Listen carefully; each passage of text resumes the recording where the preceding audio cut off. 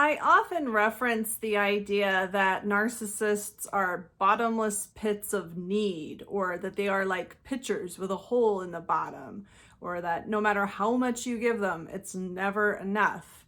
But I think that I need to expand on this idea a little bit, and that's what I'm going to do in this video. And along with that, I'm also going to talk about how if we are in a relationship with a narcissist for too long, we can actually fall into this same trap.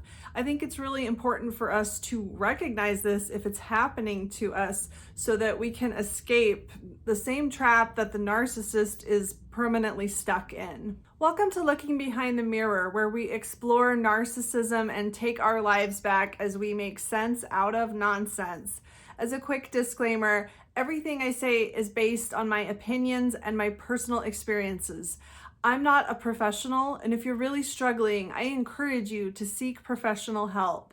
I am providing links below for you. I got the idea for this video when I was listening to a podcast about somebody that was talking about the self-help industry. And this person was criticizing a specific self-help guru, which is why I'm not citing exactly what it was I was listening to, because I just don't want to make this about anybody specific. But in this podcast, they were talking about how when, for lack of a better term, you get sort of addicted to self-help content, you end up going back for more and more of this content that doesn't actually really help you. The self-help industry, in my opinion, is full of content that really pumps us up and gets us excited and feeling motivated, but then it doesn't really give us any specific instruction on how to actually change anything. And then that excitement kind of wears off and nothing has actually really happened because we don't really know how to change whatever it is we're trying to change. So we end up just going back for more self-help content so that we can feel all pumped up and motivated again. In case you can't tell, I've actually been caught in this cycle myself, and it took me a long time to see it for what it was. But when I was listening to this person describe how she kept going back for more and more self-help content, with having it never actually really help or make any real difference, it really reminded me of narcissistic relationships and what a strong correlation there is between the way that narcissists need constant reassurance and feedback from their environment, but it never really actually makes any difference. They need constant supply, which is really just constant external validation that helps them convince themselves that they are the greatest ever, that they are the only important person in the world, and that they're relevant and that they're superior.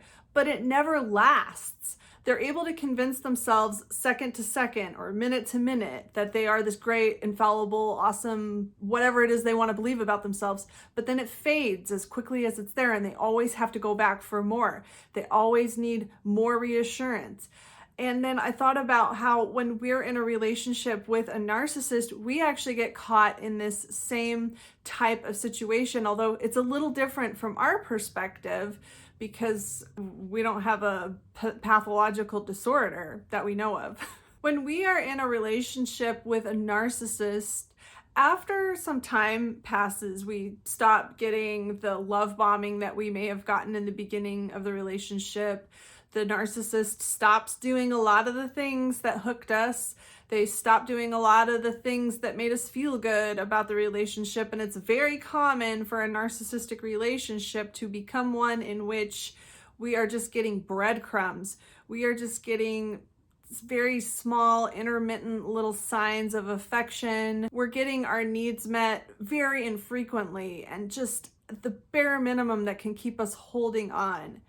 When we are being fed breadcrumbs, it's like we are starving. And for somebody that's very, very hungry and doesn't have enough food to eat, a breadcrumb can be something that's so enticing and so incredibly hard to resist and so exciting. These tiny little minute signs of affection or these tiny little breadcrumbs that are thrown at you can actually feel much more meaningful, much more intoxicating than an actual healthy relationship where you're actually getting your needs met all of the time or almost all the time. And when you're stuck in this kind of relationship and you're getting these breadcrumbs, you're still hungry after you get these breadcrumbs. You're in this constant state of not being fed enough, of not getting your needs met. So no matter how much you get, it's just never enough.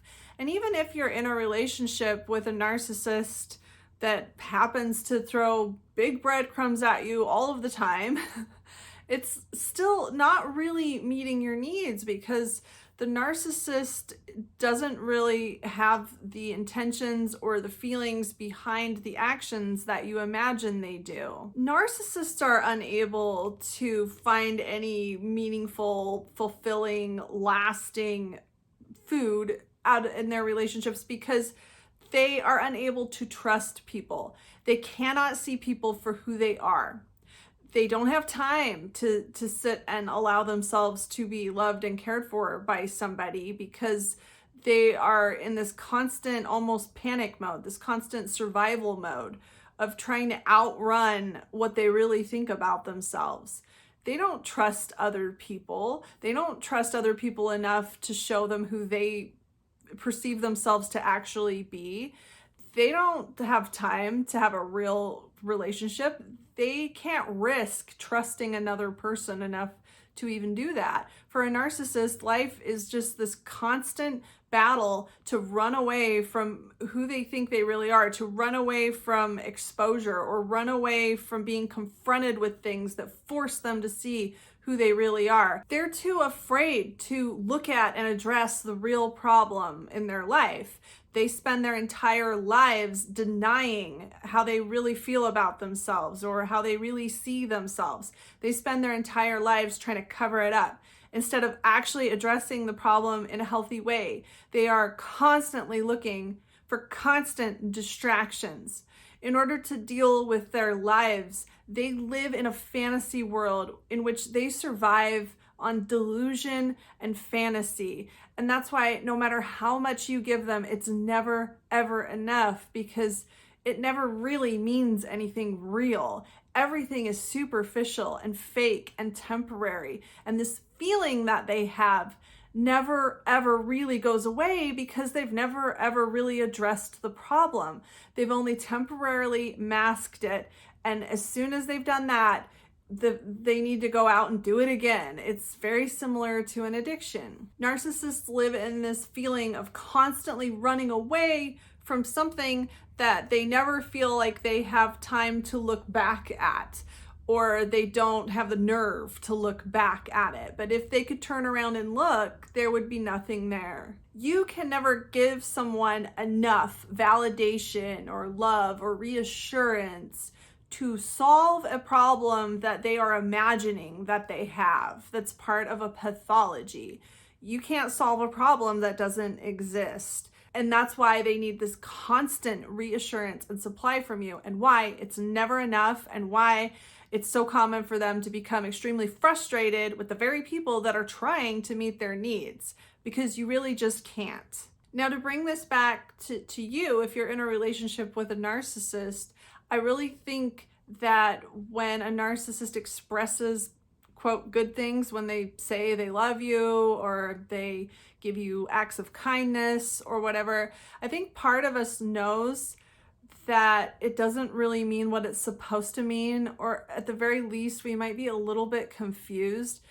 But this can turn into a really toxic situation in which we feel like I said, these tiny breadcrumbs that are thrown at us can feel like such a relief that we really aren't able to think straight. If someone has been treating us like we don't matter, or has been insulting us and hurting us, or maybe even scaring us for the past 3 days, and now they're acting loving and kind and thoughtful, it can be such a huge relief that we really don't want to stop and question it or think about it. But I think there's always a part of us that knows this isn't right. If this person really loved me, they wouldn't have been treating me the way they were treating me a few hours ago. And they aren't addressing it. Narcissists will never really address the terrible way that they treat people. they can just start treating you better, just start being nicer, or give you some sort of half-hearted, superficial, I'm sorry, or I'm sorry if you're hurt, or I'm sorry we've had a bad day, or something like that. And it's just such a relief to us that they're not being mean, or that they're treating us with some decency in the moment, that we often aren't able to consciously think about, well, wait a minute, this person was treating me like garbage 2 hours ago and now they're being nice. This nice behavior I see right now obviously doesn't mean anything. I don't think a lot of us are able to consciously think that when we're wrapped up in an abusive relationship. But I think that there's a part of us that knows this, especially when the narcissist goes right back to their abusive behavior sooner or later. And we end up just needing more of this kindness or these breadcrumbs that they throw at us, and none of it is ever enough. When someone that actually loves and cares about you says, I love you, or gives you an act of kindness, it's not conflicting with reality. It makes sense. There's consistency. We're able to trust that person. And that's why this is fulfilling. That's why it means something. And that's why these acts of kindness or these good memories or these kind words have lasting meaning and don't leave us longing for more or desperate for more. It's not a crumb being thrown at a starving person. Unlike the narcissist, you are not stuck in constant survival mode. You can get there if you've been in a relationship with a narcissist for too long, but if you're in a healthy relationship, you're not constantly questioning your partner. You're not constantly feeling threatened by something that isn't actually threatening. You're not constantly on the lookout for that person that's going to take advantage of you. You are just getting your needs met in a healthy relationship. You are able to see people for who they are. You're able to notice the nice things they do.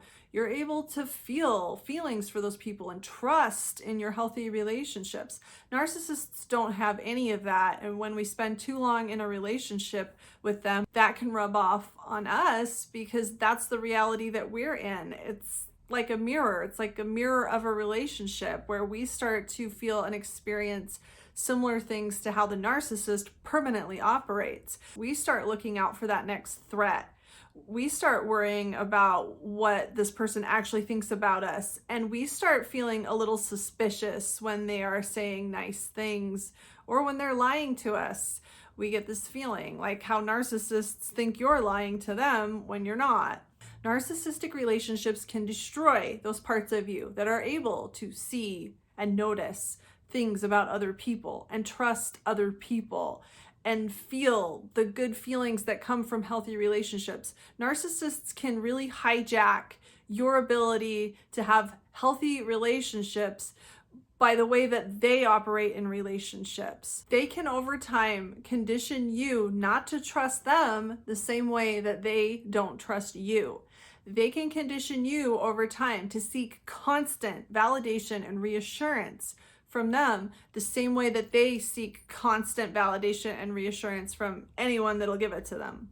As this relationship progresses and the red flags pop up and these cruel moments happen and you start feeling confused, you get trapped in this cycle of needing them to constantly prove that things aren't the way that they seem to be because things were so great in the beginning. The narcissist seemed like your dream come true.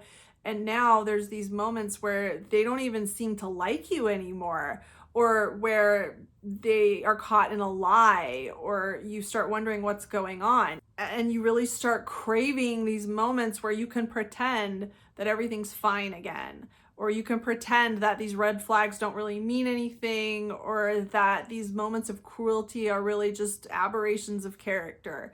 And you need the narcissist to give you these little breadcrumbs that help you hold on to this toxic hope that you develop over time, because it's just really too painful and really confusing to be able to confront the truth that you're in a very superficial, shallow relationship with someone that really doesn't even see you, notice you, or trust you. A narcissist can never give you enough to really make those feelings go away because they really aren't someone that you can trust.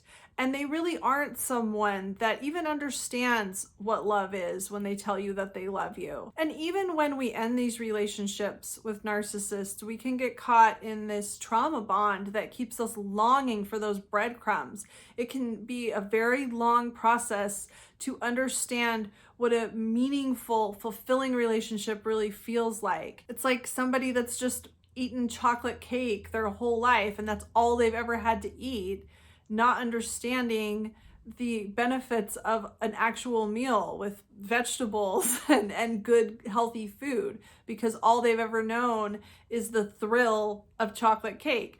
It's a long, involved process to learn how to actually love something that's actually healthy for you.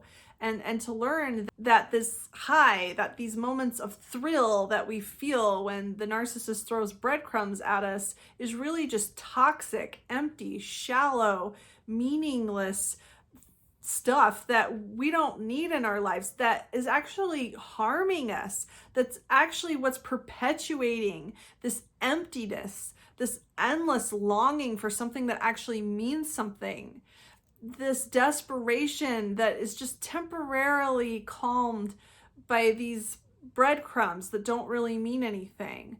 It's difficult to get over that hill of having faith that these breadcrumbs that narcissists throw at us, or a return to an abusive relationship, is not what's going to actually make us happy in the long run. And some of us may have to relearn or learn in the first place how to operate in a healthy relationship and how to recognize a relationship that's actually going to fulfill our needs in a healthy way versus a relationship that's just a thrill some of the time and a living hell the rest of the time. Narcissistic or abusive relationships can give us the illusion that only they can give us what we really need.